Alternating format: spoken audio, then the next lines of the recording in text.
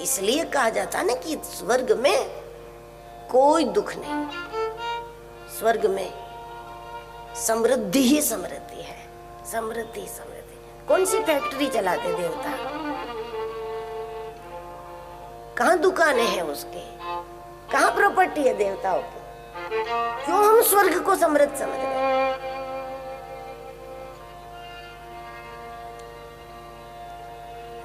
देव वृत्ति ही समृद्धि का आधार है, देने की वृत्ति, यही आगे चलकर समृद्ध कर देती है। और ये मानते, इसलिए बिना देवता को देखे, बिना स्वर्ग को देखे हम विश्वास भी करते कि जहाँ कोई कमी ना हो तो हम कहते यहाँ तो स्वर्ग जैसा है। अब पता नहीं कब हुआ है, कब देख लिया, लेकिन जहाँ कोई कमी ना हो तो कहते कि स्वर्ग है। मतलब देव वृत्ति, एक दाना हम बोते हैं तो 1000 करके दे देते हैं, वो देव वृत्ति है। मनुष्य उतना ही करता है जितना कोई करे। देवता हम चुटकी भर करे वो कई गुना कर देते हैं। मनुष्य इस प्रकार ले भी ले तो वो नहीं रख सकता। चोरी से मुफ्त में, हाँ जहां भी कोई प्रासादिक चीज है बिल्कुल वहां प्रासादिक वस्तु है, लेकिन हमें अपने हिसाब से धर्म कर लेना चाहिए।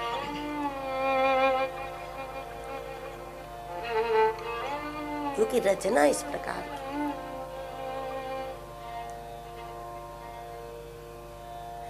जैसे लोग मुफ्त में ले लेते हैं, कोई बहुत सारे अधिकारी ऐसे होते हैं काम करते नहीं तनख्वाह ले लेते हैं, बच्चों को पढ़ाते नहीं तनख्वाह ले लेते हैं, सरकार से पैसे ले लेते हैं, और जिस काम के कारण मिलता है वो काम तो करते नहीं है और तनख्वाह ले लेते और खुद को बुद्धिमान समझते हैं कि हम काम करते नहीं है, लेकिन मिल गई हमको गवर्नमेंट जॉब, पैसे ले लेते हैं और काम करते नहीं, और हम मुफ्त का माल ले भी रहे और हमें कोई तकलीफ नहीं होती। उनको लगता है कि कोई तकलीफ, लेकिन हो के रह गए।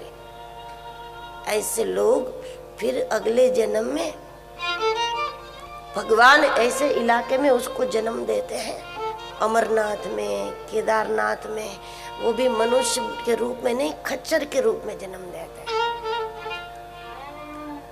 फिर उसके ऊपर यात्री सवार हो करके 14 किलोमीटर जाना, 14 किलोमीटर आना। उधर घोड़े पर बैठते ना लोग, फिर ऐसे इलाके का घोड़ा बना दिया जाएगा कि वहां पर आपको सिर्फ मेहनत करनी है। और जब उस घोड़े को भूख भी लगती है, प्यास लगती है, और मालिक की ओर वो दृष्टि करता है, तो मालिक समझ लेता है कि इसको भूख लगी है, लेकिन घास ला करके खरीद के नहीं खिलाता। मालिक उसको छोड़ देते कि जाओ जहां कहीं मिल जाए खा लो, क्योंकि पिछले जन्म में ले लिया है, खा ही लिया पिछले जन्म में, इसलिए खाना बाकी नहीं था ना, काम बाकी था। काम करो, मालिक खाने की व्यवस्था नहीं करता, सिर्फ उसकी काम की व्यवस्था करता है।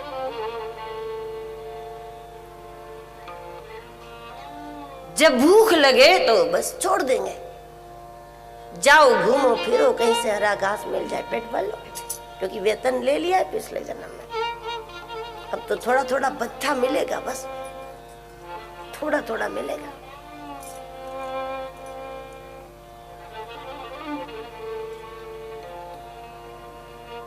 यही वास्तविकता है।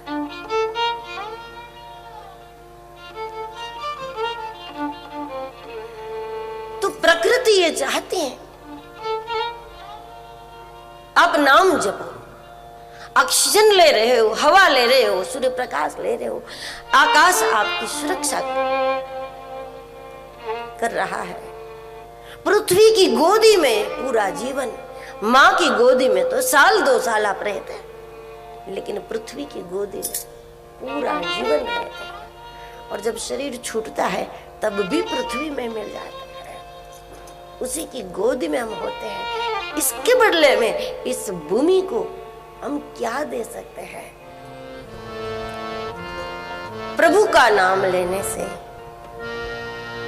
ये पूरी प्रकृति प्रसन्न हो जाती है। सूर्य की उपस्थिति में नाम जपो, सूर्य प्रसन्न। रात्रि में नाम जपो, चंद्र प्रसन्न।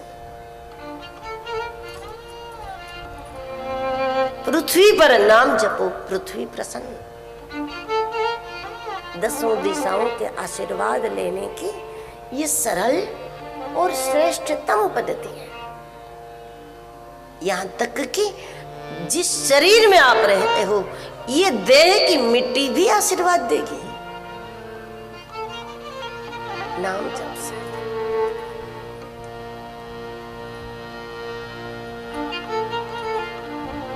नाम का आश्रय कर लोगे, आगे आपको धीरे धीरे धीरे बहुत कुछ समझ में आ जाएगा।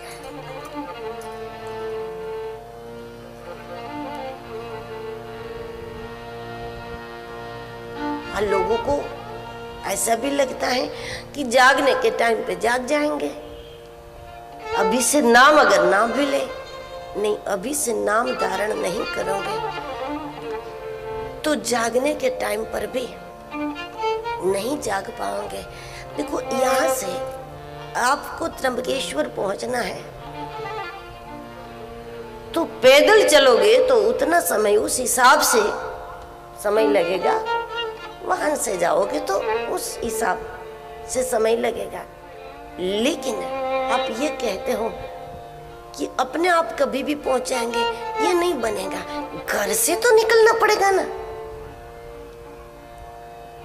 घर से निकल जाओ तो आपको कोई वाहन मिल जाएगा, कोई गाड़ी जा रही होगी आपको बिठा ले,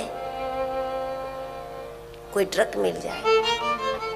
और जब तक न मिले अब चलते रहो, पैदल भी उतना रास्ता कटे।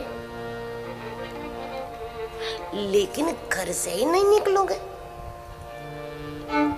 तो क्या मदद मिलेगी?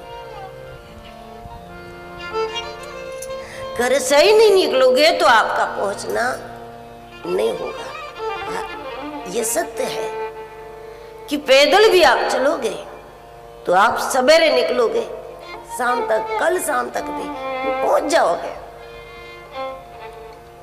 लेकिन निकलोगे तभी पहुंचने की बात है ना। जब तक नाम धारण नहीं करोगे तब तक आगे कोई उपाय मिलने वाला नहीं है, कोई सहाय नहीं मिलेगी आगे।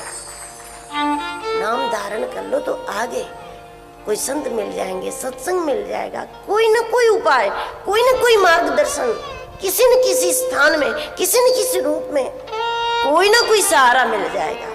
लेकिन निकलोगे तब मिलेगा ना, जब हम नाम से विमुख हैं तब तक हमें कोई सहारा नहीं मिलता। पूछते पूछते पहुंचना संभव हो जाता है। जब नाम भूल जाओगे तो आप क्या पूछोगे? घर से निकल के आप ये भूल गए त्र्यंबकेश्वर, तो कौन मदद करे? स्थान भले कभी न देखा हो, नाम मालूम हो तो पहुंच जाओगे। कोई भी पहुंचा देगा आपको। उस प्रकार परमात्मा भले ही कभी ना देखा हो, लेकिन नाम धारण कर लो तो कोई ना कोई पहुंचा देगा। इसलिए सारे साधन की पूर्ति नाम से है।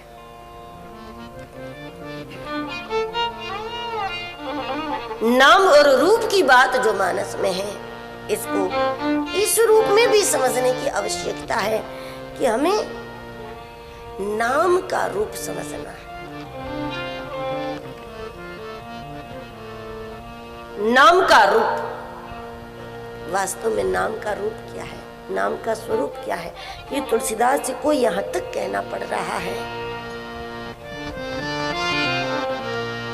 कि राम ना सकहि